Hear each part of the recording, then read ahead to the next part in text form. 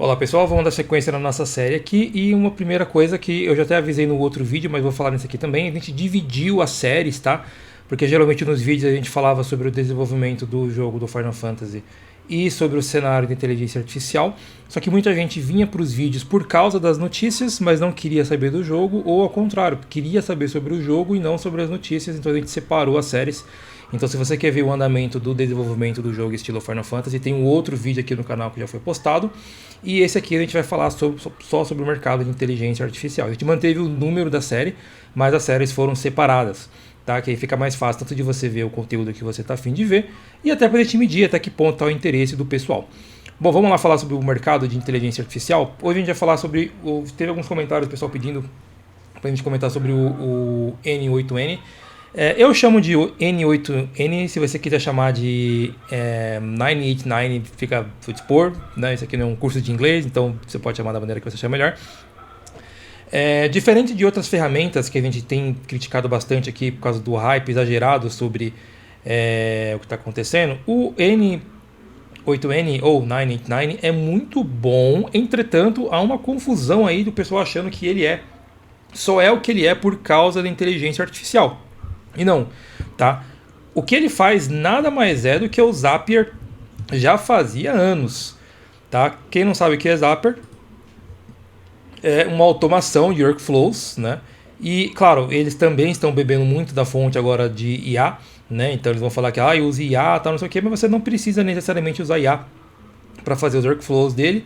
E tem muita gente trabalhando aí com o N8N e achando que criar os fluxos você está criando alguma coisa especificamente com IA, quando na verdade você nem está usando IA, você está usando só gatilhos normais de qualquer automação, que não necessariamente tenham inteligência artificial. Tá, mas por que o N8N agora está tão famoso se o Zapier já fazia isso? Simples, o Zapier é um produto pago, sempre foi pago, né? E não é barato, principalmente para o público brasileiro. Né? Se a gente for olhar aqui os preços, mas tem um plano free aqui, mas é bem limitado.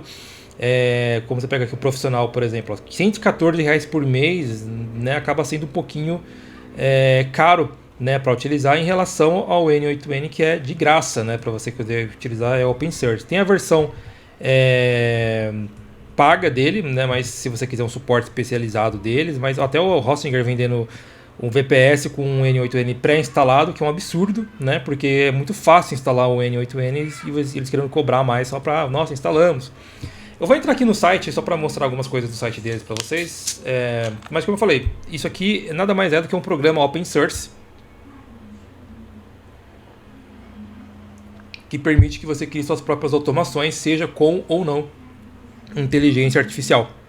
Tem muita gente usando por causa dos agentes de IA, mas eu vi muito agentes de IA por aí que não estão usando nada de IA e estão se vendendo como se fosse de IA.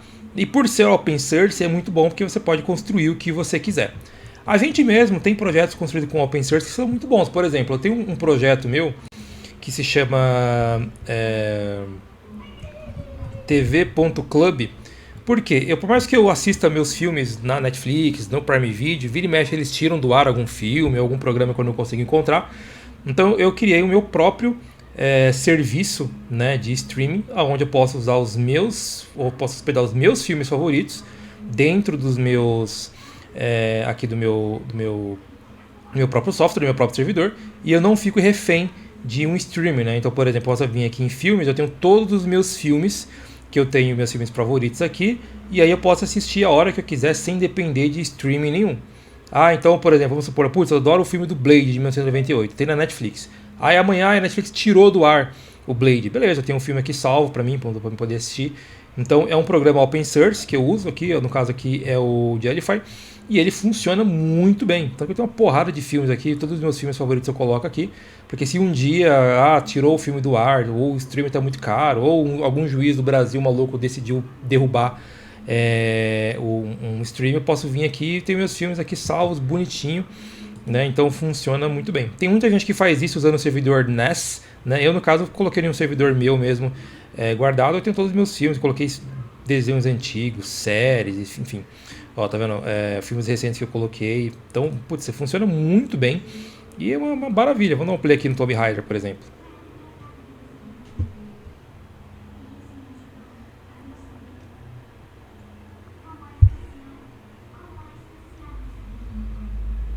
enfim, não vou dar play aqui, né, porque senão eu vou cair com direitos autorais, mas dá para você ter uma ideia de como funciona e tal, a facilidade de você ter programas open source para você montar esse tipo de coisa. Tem muito site pirata por aí que é assim que funciona, eles pegam esses programas open source e distribuem. Aqui não é um programa que eu distribuo, né, isso aqui tem os meus filmes favoritos, ou séries favoritas, que eu tenho aqui como backup meu pessoal, para que se eu quiser assistir alguma coisa eu ter, ou eu não perder, né, por qualquer motivo, que coisas do Brasil, né? E da mesma forma que eu uso o Spotify para poder ouvir as minhas músicas, eu tenho semelhante o meu próprio versão, que é o Music Club, né, de músicas para mim poder acessar as minhas músicas favoritas dentro da minha versão open source ali do Spotify. Então eu coloquei todas as músicas que eu gosto aqui e tal. Geralmente eu ouço no Spotify mesmo, mas se acontecer de algum dia o Spotify caiu, ficou muito caro, ou sei lá, derrubaram, o artista saiu do Spotify, ou algum ministro mandou derrubar, eu tenho minhas músicas salvas aqui da maneira que eu quiser. Inclusive aqui ele deixa salvo de uma maneira muito parecida com o que era o Windows Media Player dos anos 90, né? Onde eu posso favoritar aqui as minhas músicas e tal. Geralmente eu ouço lá no Spotify mesmo, mas eu tenho aqui um backup para que se eu precisar fazer alguma coisa, né, tipo de ter minhas músicas, ter um salvo, né, porque hoje em dia a gente corre muito esse risco, né, de tipo assim, a gente não tem mais a mídia física, então dá alguma maluquice aí, os caras resolvem tirar do ar, você perdeu tudo. Eu gosto de ter esses backups de precaução, né? E o N8N ou 98N é uma ideia open source também, onde você pode ter no seu próprio servidor. Eu instalei no meu servidor também uma versão dele, vou mostrar já para vocês. Mas enfim, e aqui o ruim de qualquer coisa hoje em dia na internet são as pessoas oportunistas que transformam tudo em conteúdo para ganhar like. Então a gente tem aqui, o cara está divulgando mais de 200 N8N templates, nossa, que incrível.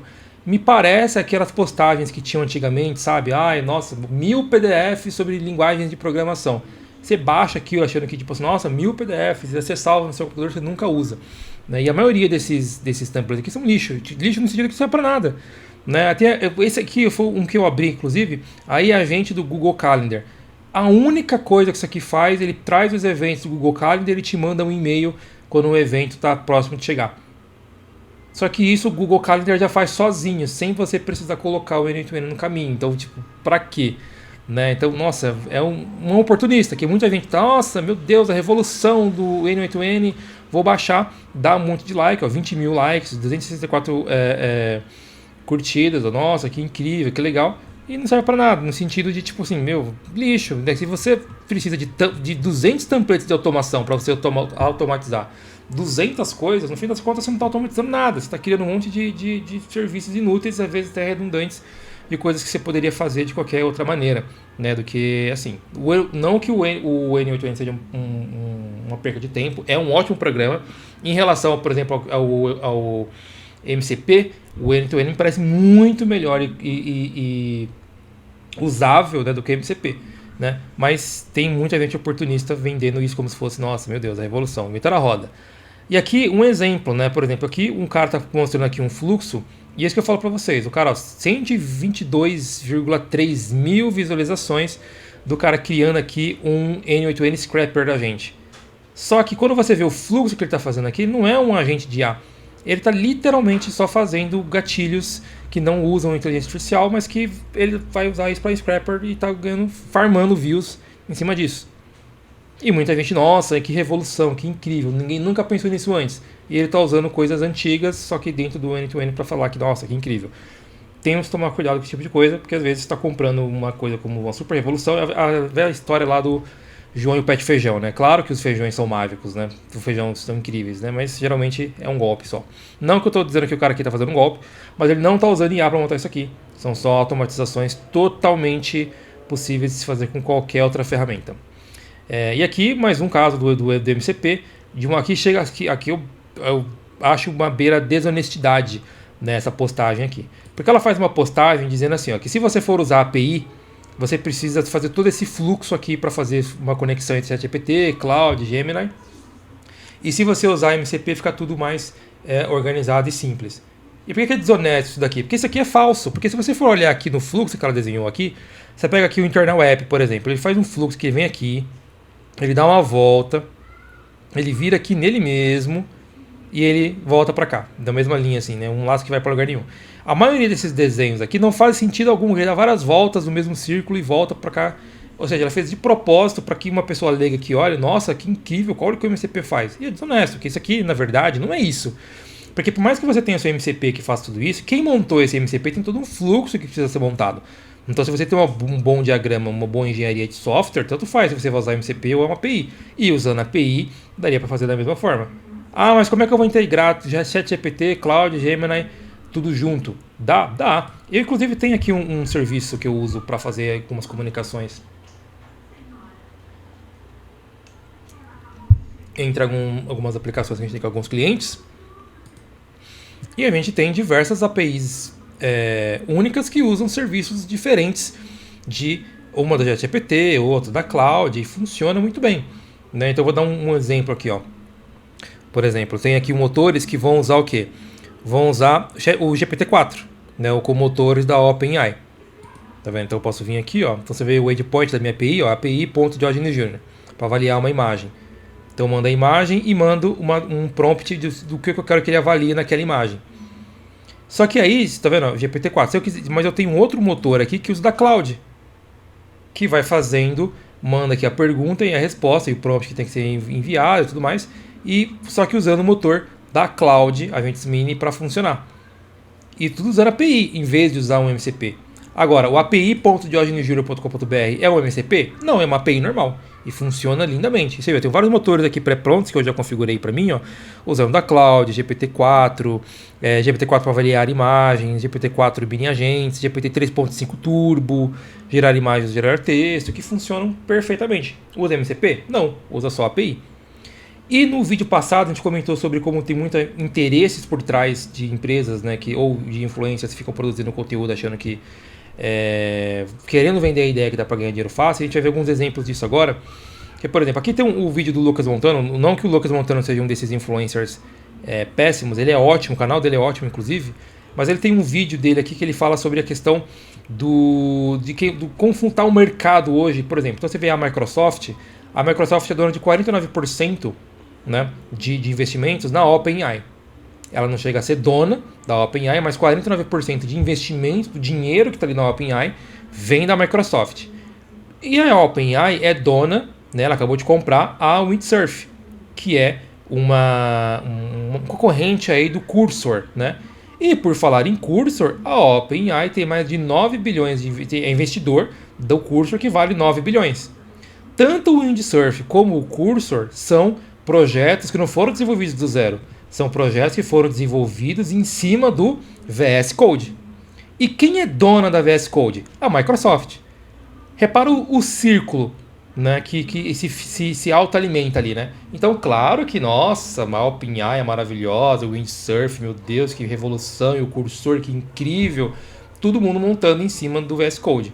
E não que esteja direcionado, esse vídeo dele fala sobre isso, mas se você olhar nesse próprio ecossistema aqui, esse ecossistema não usa MCP.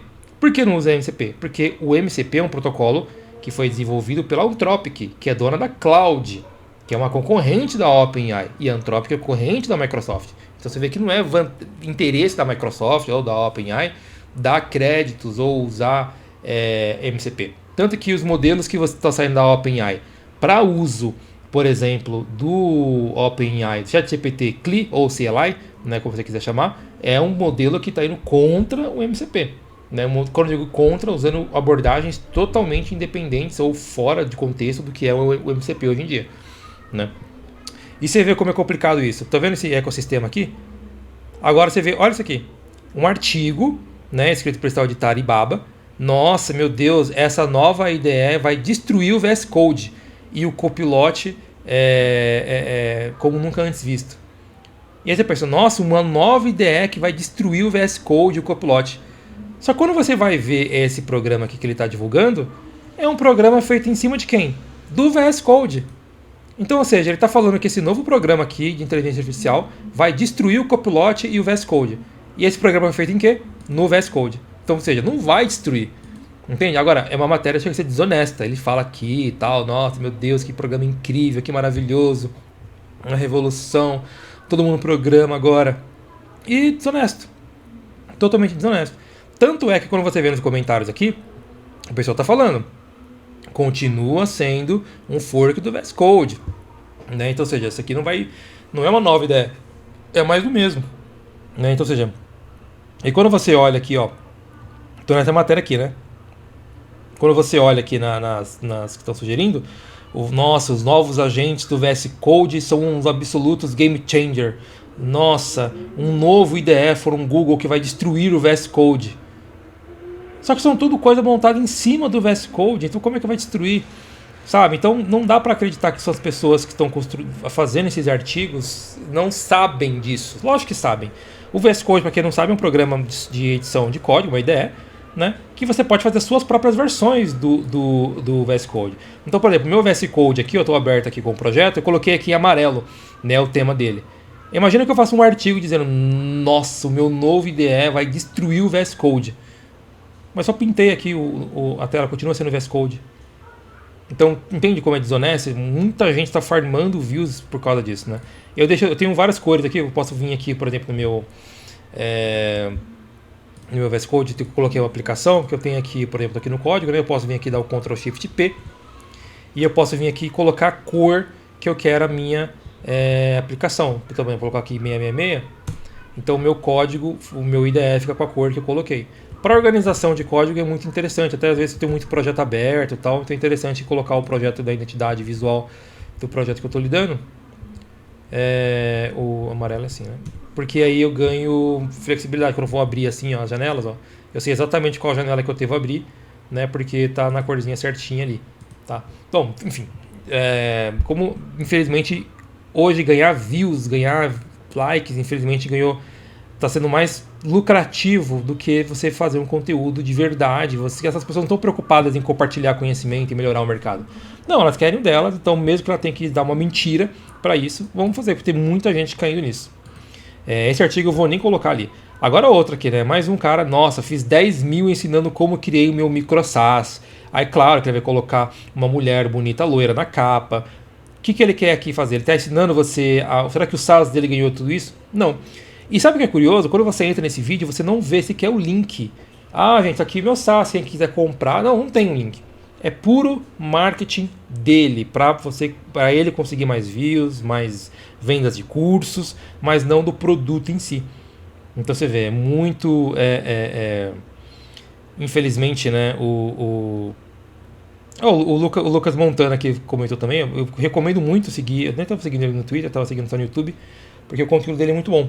Ele até colocou aqui, né? Vendendo curso, né? O cara aqui vende curso e ele colocou, né? Exato. Por isso tantos cursos de programação, porque não dá dinheiro. É claro, é mais fácil você vender um curso do que você conseguir isso daqui que ele está fazendo, né? Então, fica atento a isso. Se você está caindo nesse tipo de conversa, né? Porque muita gente acaba acreditando que, tipo assim, nossa, eu vou investir aqui em um micro SaaS, em um produto usando inteligência artificial, e muitas vezes o produto que você está olhando não é nem usável comercialmente, né? E aqui uma outra situação curiosa, eu vi uma postagem desse tal de Nabel, que ele fala aqui sobre vou até botar o vídeo do zero aqui, sobre uma nova ferramenta do Figma, onde você escreve os que você precisa do seu site e ele gera o layout para você. A princípio eu achei interessante porque o Figma é um programa para você fazer o layout, né, a interface, né, o design da página. E aí depois passar para o programador fazer o desenvolvimento. Então, se você poder fazer com o Figma, montar para você todo o design da forma que você quer, já responsivo, e depois só mandar para o programador, achei interessante. Só que como hoje, infelizmente, na internet tudo é meio falso, né? Tudo para você conseguir views e likes e uma venda rápida, repara que o vídeo aqui divulga, fala como que é a ferramenta, e aí eu fui lá e, bom, bem legal, vou assinar o Figma, assinei o Figma Pro para fazer o uso dessa ferramenta. E quando você vai na criação de site aqui, ó, você tem aqui a ferramenta do Figma Make, que é o que faz aqui, mas não funciona, não está ativo. Então ali, o Make estará disponível em breve. Então, ou seja, não está disponível para ninguém ainda. Então, ou seja, fizeram a divulgação. Quando você vai no site do Figma, no principal, na home, ai gente, o Figma Make é incrível, lindo, maravilhoso, você vai conseguir descrever o que você quer, ele monta para você, mas na hora que você vai usar, não está disponível. Em nenhum momento, tanto na divulgação ou lá no site onde você vai comprar, fala que não está disponível. Então você assina e aí você não tem acesso aos serviços que você, teoricamente, eles divulgaram ali.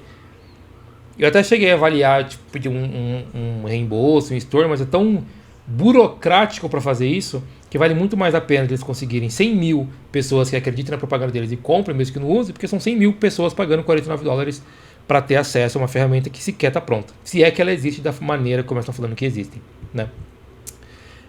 E aqui um vídeo da própria OpenAI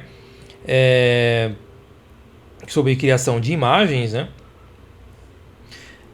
E por que eu estou mostrando, vou até dar uma adiantada aqui nesse vídeo aqui, mais especificamente aqui no final do vídeo, porque por causa dessa questão do Figma, que ele coloca aqui, ó, isso aqui eu achei interessante. Ele vai fazer o upload aqui de algumas imagens, né, para onde ele quer, de um site que ele quer fazer. Ele tem um layout e algumas paletas de cores, né? Então ele fez aqui, ó, um diagrama bem mal feito, né, bem simples, no papel mesmo, tirou uma foto. Maybe some blocks of text that define the item that I'm selling. De como ele quer que vai ser feita a construção da página. Um esqueleto, uma estrutura básica, que por mais que esteja bem rústica, vai ficar interessante o resultado ali. E é interessante aqui que ele mandou a paleta de cores que ele quer utilizar. Então eu achei legal isso daqui, ó, as cores pastéis e tal. E ele vai mandar para o ChatGPT fazer ali o design da página, seguindo o que ele mandou aqui de protótipo, com muitas aspas, e a paleta de cores. Ele conseguiu montar. E ficou legal, ficou bem feitinho, né? Em detrimento do que no Figma ali eles estão tentando vendendo e não estão ainda entregando. Esse tipo de abordagem aqui achei interessante, né? Apesar que eu não sei se ele funciona exatamente assim, né? Na prática mesmo, né? Porque sabe como é esses vídeos de divulgações da OpenAI, às vezes eles divulgam algo que não é exatamente assim como está funcionando, né? Foi 10 dias que eles postaram isso, mas só vi agora esse vídeo aqui. E aqui uma postagem do Fábio Akita, que ele está falando sobre um vazamento aqui de como funciona a Cloud 3.7 por trás, aonde é colocado que nesses papéis aqui que vazaram, que não existe nenhum tipo de aprimoramento muito especial dentro da cloud, principalmente para código, que dizem que é muito melhor. E quando esses documentos que vazaram mostram que nada mais é do que o prompt mais detalhado. Então quando você, por exemplo, vai pedir um tipo de código no chat ali do cloud, ele não faz melhor porque ele raciocina melhor. Não, porque ele tem um prompt específico para construir o código que o usuário está pedindo. Então nada mais é do que um prompt bem escrito, né? Então não é uma questão assim do tipo assim, nossa, aqui tem um super raciocínio como se fosse uma tecnologia inovadora. Não é. Como é um castelo de areia, por assim dizer, né? Como é frágil essa questão. Ele até coloca, né? Vazaram os prompts do Cloud 3.7. Como eu cansei de explicar em todos os meus pontos, é tudo instruído via prompt. Não existe raciocínio do nada, né? Por assim dizer. E aqui eu fiz uma instalação do N8N, coloquei aqui no domínio meu, né, que é um automações.fabricadeplugens.com.br. E por que eu estava falando para vocês que o N2N não é necessariamente de IA, e sim de qualquer tipo de gatilho, né? Eu vou criar um projeto novo aqui agora. E quando você vai criar o projeto novo, colocar no First Step, é muito legal as opções que você tem. Então, por exemplo, eu posso colocar aqui como que vai esse gatilho dessa automação vai começar. Manualmente, ou seja, eu vou apertar no botão para iniciar. Há um evento de um aplicativo, agendado, webhook, submissão de formulários, etc. Então, por exemplo, quando eu venho aqui em um app event, ele já vem com vários aplicativos que eu posso já utilizar para fazer esse tipo de integração. Então, tem o Affinity. Eu uso o Affinity aqui para fazer, por exemplo, cronogramas de clientes. Ó. Vou mostrar aqui para vocês. Ó. Eu gosto bastante dele. Né, do Affinity, deixa eu trazer ele mais para cá, porque é como se fosse o meu Notion pessoal, né? Eu tenho um domínio aqui, coloco ele e eu posso colocar as tarefas dos usuários aqui, ó. Eu às vezes coloco diagramas aqui dentro, ó. Deixa eu mostrar aqui um diagrama que eu montei para um projeto aqui que eu estava fazendo uma apresentação para o cliente. Então ele é muito útil, né? Eu posso fazer aqui os meus diagramas e no N2N tem já integração com o Affinity. né? Então eu poderia pegar, quando eu criasse um diagrama lá no Affinity, já vir para cá fazer alguma ação, etc. Inclusive tem algumas aqui até de WooCommerce, ó, que eu estava olhando aqui, usando a API REST do WooCommerce. Então, por exemplo, quando algum pedido for feito lá no WooCommerce, eu fazer alguma ação aqui desse lado, ações para que quando alguma coisa acontecer, eu ia disparar uma postagem lá no próprio WordPress. Enfim, tem uma porrada de integrações aqui, né?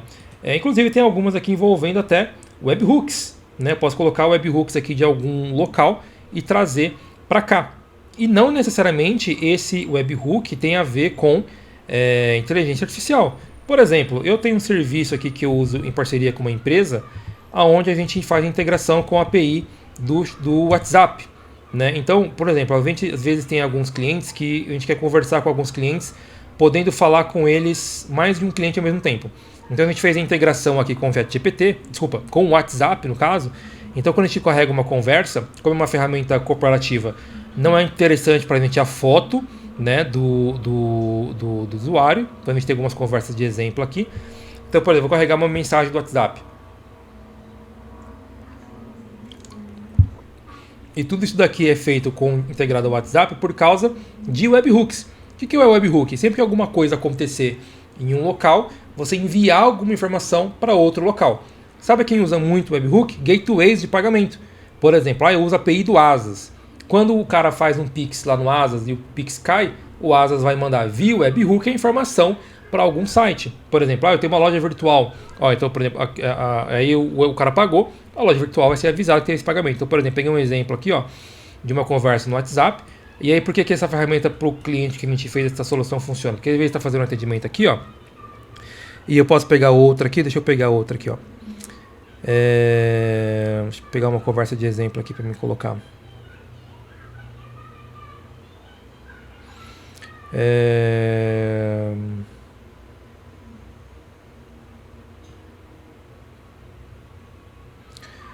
Deixa eu ver uma conversa aqui qualquer.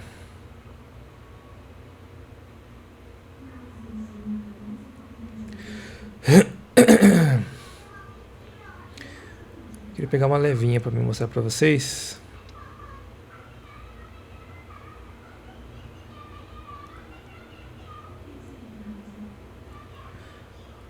Vou pegar essa aqui, por exemplo.